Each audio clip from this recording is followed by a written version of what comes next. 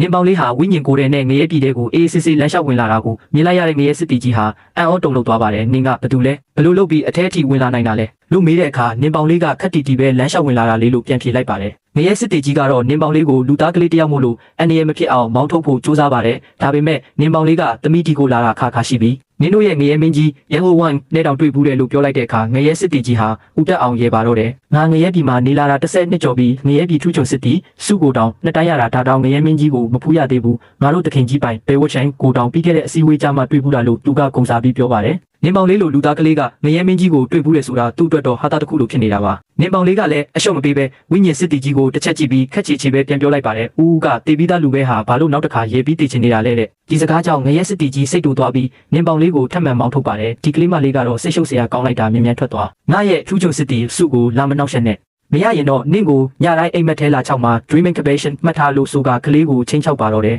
ဝိညာဉ်ကြောင့်ကြီးရင်းကငရဲစစ်တီကြီးကိုခက်ချီချီပဲတတိပေးလိုက်ပါတယ်အမှန်တိုင်းပြောရရင်ဦးရဲ့အစင်တန်းနဲ့သမီးရဲ့တခင်လေးကိုအိမ်မက်ပေးဖို့တောင်မတက်နိုင်ပါဘူးဦးလူတက်လို့ချင်ရင်သမီးတို့ကိုအထဲပေးဝင်လိုက်မဟုတ်ရင်တော့သမီးတို့ကိုယ်တိုင်ပဲလက်လွတ်ရှာရတော့မယ်လို့ဆိုကခက်ဟင်းပြောလိုက်ပါတယ်ငရဲစစ်တီကြီးကတော့အန်အော်ဒါကြီးနဲ့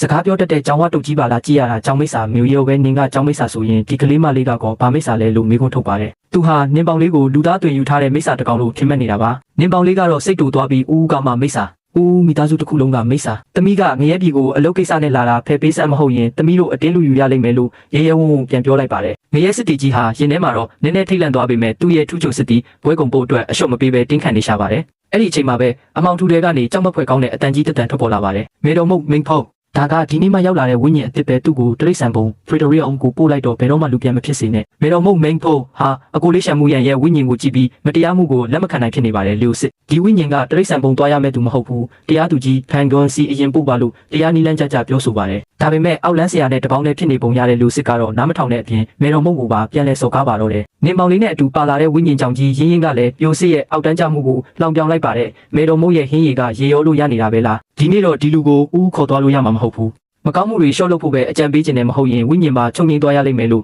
့ရဲရဲဝံ့ဝံ့သတိပေးလိုက်ပါတယ်ဒါကိုကြားလိုက်ရတဲ့လူစစ်ကတော့ဒေါသတကြီးနဲ့အတ္တတွေပောက်ကွဲလာပါတယ်မေတော်မုတ်ကြီးနင်းအသက်ကြီးပြီးသူငယ်ပြန်နေတာလားကလေးတယောက်ကိုဒီလောက်ကြောက်နေရအောင်လို့ဆိုကမေတော်မုတ်ကိုပါရိုင်းဆိုင်ဆက်ဆံပါတယ်သူဟာငရဲပြည်ကအရာရှိကြီးတွေနဲ့အရက်တောက်ဖော်တွေဖြစ်တဲ့ဆိုပြီးကုန်းစားနေတယ်လို့မေတော်မုတ်ကိုတော့အလုတ်ပြုတ်အောင်လုပ်ပြမယ်လို့ချင်းချောက်လာပါတယ်မေတော်မုတ်ဟာသူမရဲ့နေရာကိုလူကျင်နေတဲ့လူစစ်ကိုကြည့်ပြီးခက်အေးအေးပဲသင်ခန်းစာပေးလိုက်ပါတယ်ငါအလုတ်ကိုလူကျင်နေဟုတ်လားထင်တယ်လို့မလွယ်ဘူးနော်လို့ဆိုကကိုယ့်တက်ပညာမှာထူးချွန်မှုဘလောက်အရေးကြီးကြောင်းရှင်းပြပါတယ်မေတော်မုတ်ဟင်းရီဆိုတာသူမကိုယ်တိုင်ရဲ့ထူးခြားတဲ့လက်ရဖြစ်ပြီးအရင်ကအစားထိုးဖို့စူးစမ်းသူတွေဟာကျွမ်းကျင်မှုမရှိလို့အတိတ်မဲ့ညံမပြောက်ပဲလူပြန်ဝင်စားသူတွေပေါ်ပေါက်ကုန်တဲ့အထိပြဿနာတက်ခဲ့မှုကြောင်းပြောပြပါတယ်လူဖြစ်ဖြစ်ဝိညာဉ်ဖြစ်ဖြစ်ကိုယ်တက်ပညာမှာထူးချွန်နေဖို့လိုတယ်ဒါမှတပားသူကအစားထိုးလို့မရမှာဆိုတဲ့မေတော်မုတ်ရဲ့စကားဟာလူစစ်ရဲ့မောင်းမာမှုကိုရိုက်ချိုးလိုက်တယ်လို့ပါပဲသူမဟာအလုတ်ကနေဘယ်နှခါထွက်အထက်လူကြီးတွေကလာစာအများကြီးပေးပြီးပြန်ပေးရတဲ့အထိအဖိုးတန်တဲ့သူဖြစ်ကြောင်းသက်သေပြလိုက်ပါတယ်အဲ့ဒီနောက်မေတော်မုတ်ဟာနင်းပေါင်လေးကိုတစ်ချက်ကြည့်ပြီးလူစစ်ကိုတုံ့လုပ်ဖွယ်ရာအမှန်တရားတစ်ခုပြောပြလိုက်ပါတယ်နင်းပြောတဲ့ငရဲမင်းကြီးနဲ့အဖြူအမဲစစ်တီတော်တွေအားလုံးကဒီကလေးမလေးရှိမှဆိုရင်ဘာမှမဟုတ်ဘူးဆိုတာနင်းယုံမလားတဲ့